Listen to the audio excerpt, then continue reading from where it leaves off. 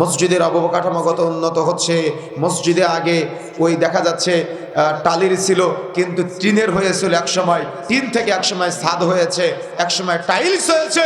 কিন্তু আমাদের মুসল্লিরা এখনো পর্যন্ত সুবহানাল্লাহ আযীম শব্দের অর্থ জানে না, এখনো পর্যন্ত সুবহানাল্লাহ আলা শব্দের অর্থ জানে না, এখনো পর্যন্ত আত্তাহিয়াতু দুরূদ শরীফ দোয়া আসরের নামাজ জানে না। তাহলে মসজিদের অবকাঠামোগত উন্নত হয়ে কি হবে যদি ঈমান আমলের উন্নয়ন না হয়?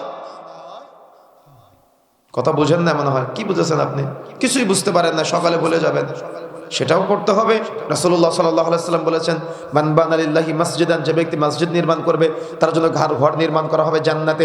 এটা অত্যন্ত গুরুত্বপূর্ণ একটা ইবাদত। তবে মসজিদ অবকাঠামোগত উন্নত হওয়ার পাশাপাশি আমাদের ঈমান আমলের উন্নতির দরকার নাই নাকি শুধু মসজিদের উন্নতি হোক, বাড়ি ঘরের উন্নতি হোক, গাড়ি বাড়ির উন্নতি হোক? আমাদের তো জ্ঞান নাই। জ্ঞান না থাকার পরেও আমি আপনি কিভাবে কোরআন হাদিসকে অবজ্ঞা করি, কিভাবে অবমূল্যায়ন করি, আবার হুজুরের বক্তব্য নিয়ে সমালোচনা করেন? লজ্জা আছে আপনার? যোগ্যতা আছে সমালোচনা করার? আগে যোগ্যতা অর্জন করেন। আপনি তো সিগারেট খেয়ে ঘুরে বেড়ান, কোরআনের জ্ঞান অর্জন করবেন কখন আপনি?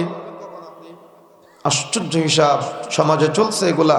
এই পাপাচার, এই গুনাহ আমাদের আজকে অমানুষে পরিণত করেছে, মানুষ থেকে পশুতে রূপান্তরিত করেছে। আজকে আমাদের কোরআন ও হাদিসের কোনো জ্ঞান নাই, সালাত আদায় করে এখনো পর্যন্ত বহু মুসল্লি আছে আল্লাহু আকবার শব্দের অর্থ জানে না, অথচ 50 বছর যাবত এরা নামাজ পড়তেছে।